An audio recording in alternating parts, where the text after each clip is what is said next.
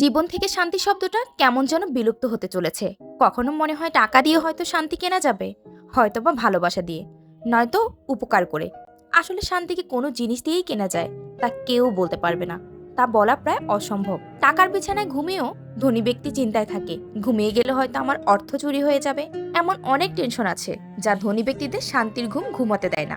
এটাই কি শান্তি? কেউ অর্থের মাঝে শান্তি খোঁজে, কেউ অর্থ বিলিয়ে দিয়ে শান্তি খোঁজে, কেউ যাযাবর জীবনের মাঝে শান্তি খোঁজে, কেউ কল্পনার জগতে শান্তি খোঁজে। এখানে মজার ব্যাপার হলো, সবাই শুধু শান্তির খোঁজ করে, কিন্তু কেউই শান্তি খুঁজে পায় না। তবুও কিছু মানুষ অভিনয় করে বলে, আমি শান্তিতে আছি। যদি সমস্যার পরিমাণ পরিমাপ করার প্রতিযোগিতা করা হতো, তাহলে হয়তো আমাকেই জয়ী করা হতো। এমন ভাবনাগুলো অনেকের কাছেই খুবই পরিচিত। মাঝে মধ্যে এমন ভাবনা আমি নিজেও ভেবে থাকি। সমস্যা সবার জীবনে থাকে, হয়তো একটু কম, নয়তো একটু বেশি, তবে পরিমাপ করা যাবে না। যদি পরিমাপ করা হয়, তবে একের পর এক সিরিয়াল তৈরি করা যাবে, কিন্তু কেউ বিজয়ী হতে পারবে না।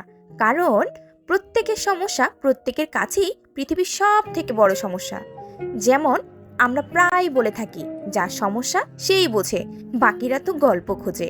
সমস্যার ফাঁদে কেউ কখনোই পড়তে চায় না। সমস্যার হাত থেকে পালিয়ে বেড়ানোই মানুষের কাজ। যখন সমস্যার ফাঁদে পড়েই যায়, তখন সে দাবি করে বসে, সব থেকে বেশি সমস্যায় ভুক্তভোগী মানুষ আমি। দৈনন্দিন জীবনের সমস্যাগুলো আসলেই এক আজব সমস্যা, তাই না? কিছু মজার কথাই বলি। এ জীবনে তুমি সবাইকে ভুলে থাকতে পারবে, কিন্তু যাকে তুমি ভুলে থাকতে চাও তাকে ভুলে থাকতে পারবে না।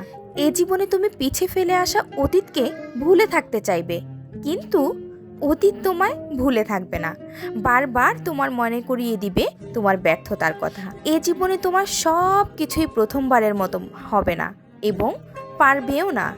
যেমন প্রথম প্রেম, প্রথম আবেগ, প্রথম কষ্ট, প্রথম কিছু দেখা, প্রথম বিজয়, প্রথম অভাব, প্রথম টেনশন, প্রথম স্মৃতি, এই সব কিছু। এ জীবনে তুমি নিজের মতো করে বাঁচতে চাইবে, কিন্তু সময় তোমাকে সময়ের গতিতেই বাঁচাতে শেখাবে। যে শিক্ষা তোমায় কষ্ট দেবে, আবেগ দেবে, অপমান দিবে, সম্মান দিবে, লজ্জা দিবে, আর এই শিক্ষা তোমার জীবনকে আসল শিক্ষা দিবে। কারণ এটা থেকে তুমি যেই শিক্ষা পাবে, তা তুমি কোনো বইয়ের পুস্তকের মধ্যেও খুঁজে পাবে না। তাই বর্তমান জীবনে যে শিক্ষা তুমি মানুষের কাছ থেকে পাবে, সেটাকেই সঞ্চয় করার চেষ্টা করো। যে মানুষটা সবাইকে শান্তি বিলিয়ে বেড়াচ্ছে, একটু খোঁজ নিয়ে দেখো, দিন শেষে সেই মানুষটাই নিজের জন্য শান্তির খোঁজ করছে।